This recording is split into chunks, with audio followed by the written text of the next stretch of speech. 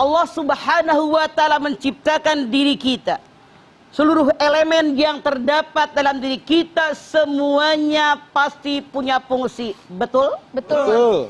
Mata buat apa? Melihat. Kalau mata kalian sakit bisa ngelihat jelas nggak? Enggak, Ma. Telinga buat apa? Mendengar. Kalau kececokan, tahu kececokan? Kemasukan. Kututupin sesuatu, telinga Anda kemasukin air waktu mandi, pendengarannya jelas nggak? Nggak jelas. Kurang jelas. Oke. Anda punya mulut, Punya. buat apa fungsi mulut? Berbicara. Anda seriawan, wah bengkak seluruh mulut. Ngomongnya jelas nggak? Enggak. Nah, semua anggota tubuh diciptakan oleh Allah punya fungsi masing-masing. Termasuk hati. Rasul mengatakan di dalam setiap tubuh ada segumpal daging. Kalau daging ini baik, seluruh tubuh akan baik. Kalau daging ini jelek, seluruh tubuh akan jelek. Apa itu? Hati. Kalau hati kita sehat, enjoy. Lihat mukanya, sumringah enggak? Sumringah. Karena wajah ini cerminan hati. Hati bete, jengkel sama orang, sebel dengan orang hidupnya berhasil, kata Ipah. Begitu ketemu orang yang Ipah sebel, muka Ipah ceria apa manyun? Manyun, Ma. Takut. Hati-hati. Muka ini cerminan hati. Makanya kalau ada orang cantik, orang bilang, semoga hatimu secantik wajahmu. Amin. Karena apa? Wajah cerminan hati. Tidak sedikit orang yang tampan, orang yang cantik, hatinya judes.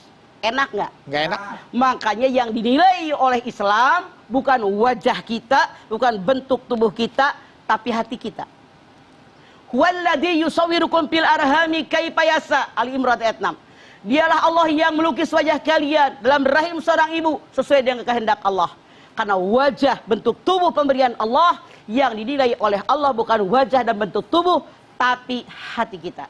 Innallaha la yanzuru ila suwarikum wa ajsadikum walakin yanzuru ila fi qulubikum. Yang dinilai oleh Allah bukan wajah yang cantik jelita, yang tampan rupawan, bukan bentuk tubuhmu yang aduhai kayak gitar Spanyol, tapi hati kamu. Tapi ternyata di dalam Al-Quran Allah berfirman hati ini terbagi 3. Lihat diri kalian. Mana hati kalian? 1. Hati yang sehat, hati yang hidup. Mana hati yang sehat, hati yang hidup? Dia mengenal Allah, dia mengenal Tuhannya, dia mencintai Tuhannya, mengerjakan perintah Allah, menjauhi yang dilarang oleh Allah. Kalau bicara karena Allah, diam karena Allah, memberi karena Allah, menolak karena Allah. Dia segala yang dia kerjakan niatnya hanya 1, libtigho imarodotillah. Dan ternyata ini yang diterima oleh Allah. Coba lihat As-Su'ara 8889. Yauma la yanfa'u malun wala banun illa man atallah biqalbin salim. As-Su'ara 8889. Akan datang suatu hari gimana harta kekayaan, anak cucu turunan tidak bermanfaat buat kalian kecuali orang yang menghadap kepada Allah dengan hati yang selamat. Ini yang sehat. Kira-kira kita termasuk ini enggak? Mencintai Allah, mencintai Rasulnya, atiullah wa atiur Rasul, itu yang hatinya sehat. Itu yang hatinya selamat. Inilah yang oleh Allah dikatakan hati yang hidup, qalbun salim, mereka diterima oleh Allah kalau meninggal. Amin. Amin.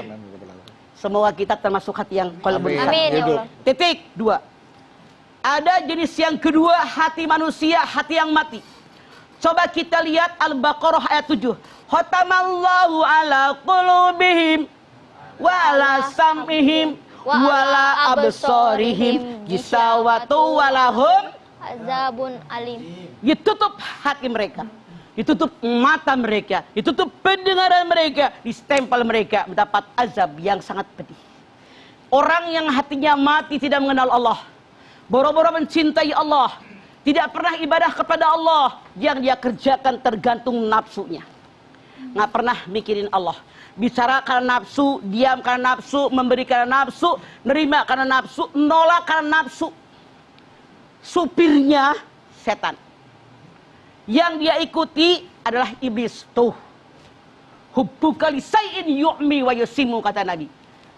Karena engkau mencintai sesuatu, membuat engkau buta dan engkau tuli. Maaf. Kalau ada orang punya hobi berzina, walaupun dia sudah punya anak, sudah punya bini, berzina dengan perempuan, dia nggak malu. Bodo amat orang ngomong. Kalau dia hobi mencuri, ada orang lihat, ada orang tahu, dia ketangkep basah, nyengir. Ada yang begitu? Ada. Hatinya mati. Yang dia kerjakan tergantung hawa nafsu. Orang yang hidupnya mengikuti hawa nafsu, ibarat orang minum air laut. Bukan makin hilang ausnya, makin aus. Asin. Coba kita lihat. Ketika tadi orang tadi maaf, masih jadi jabatannya di bawah. Dia demo, wah si Anu turunin, tukang korupsi. Ternyata dia naik jadi pejabat. Tidak sedikit yang dulu teriak-teriak suruh orang turun, sekarang dia jadi koruptor besar. Kenapa? Dulu dia teriak-teriak, belum ada kesempatan. Begitu dia jadi seorang pejabat, nah ini dia kenapa hatinya mati. Hati-hati jangan sampai jadi hati yang mati, distempel oleh Allah dapat azab yang pedih. Ya Allah, nauzubillah. 3, nah ini yang saya khawatir. Jangan-jangan yang ngomong anak-anaknya semua termasuk ini, nauzubillah min dzalik. Hati yang sakit. Edan eling. Tahu bener edan eling? Iya. Kadang kalau lagi ngaji bener, kayak orang pada bener. Besok pulang. Jadi itu namanya kalau kata orang Ciamis, edan eling. Kadang-kadang edan, kadang-kadang eling. Tapi seringan edannya.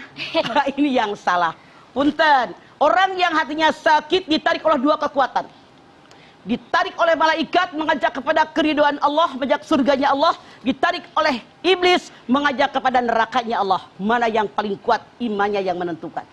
Makanya Allah berfirman, fi qulubihim maradun fazadahumullahu marada walahum adzabun alimun bima kanu yaksibun. Al-Baqarah 10. Dalam hati mereka ada penyakit, ditambah lagi penyakit hatinya oleh Allah. Mereka mendapat azab yang sangat pedih.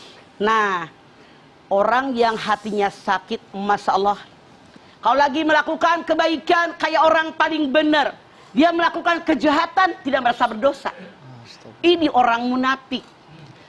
Makanya ketika Allah mengatakan, alladzina qila lahum la tufsidu fil ardh qalu innama nahnu muslihun.